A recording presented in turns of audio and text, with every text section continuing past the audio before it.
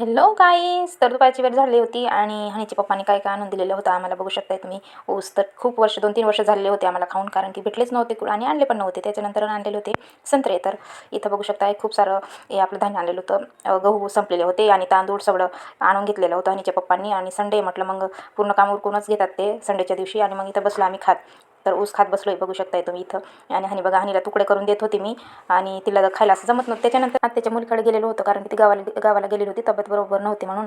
मग विचारून घेऊत म्हटलं, तब्येत विचारून घेऊत आणि मग गावाकडचे आमचे घरचे ते कसे बरे आहेत का नाही असं करून ते पण विचारून घेऊत म्हटलं. मग खूप दिवस झालेले होते, मग तिच्याकडे गेलो बी नव्हतं. मग त्याच्यानंतर ना तिने स्वयंपाक करूनच ठेवलेला होता, म्हणजे भात आणि ते करून ठेवलेलं होतं. आणि त्या दादाकडे मागं फिरत होती, काय देत होती काय माहिती. मग हा आहे छोटासा, तर याचं नाव आयुष आहे आणि हा नुसतं तुरु खेळत होता इकडे तिकडे, त्यांच्या मागे दोघांच्या मागे फिरत होतं. त्याच्यानंतर अंदाज झालेलं होतं. मग स्वयंपाकी झालेलाच होता, थोडंच बाकी होतं, कारण की भाजीच बाकी होती. मटर पनीर बनवत होती ती.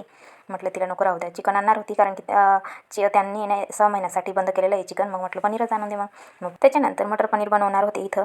तर छान बनवली होती भाजी, मस्त बनवलेली होती तिने. बघू शकताय तुम्ही, मस्त फ्राय केलेली होती. आधी फ्राय करून घेतलेली होती मस्तपैकी. तिला ना थंडी वाजत होती म्हणून तिने रुमाल बांधलेला होता कानाला. तर बघू शकता इच्छा आपली भाजीची मस्तपैकी झालेली होती. आणि इथं बघा आता जेवायला बसणारच होतो आम्ही. मटर पनीरची भाजी ना खूपच छान झालेली होती. खाल्लं तर बापरे बाप, हॉटेलमध्ये काय करता एवढी भारी बनवलेली होती तिने मस्तपैकी.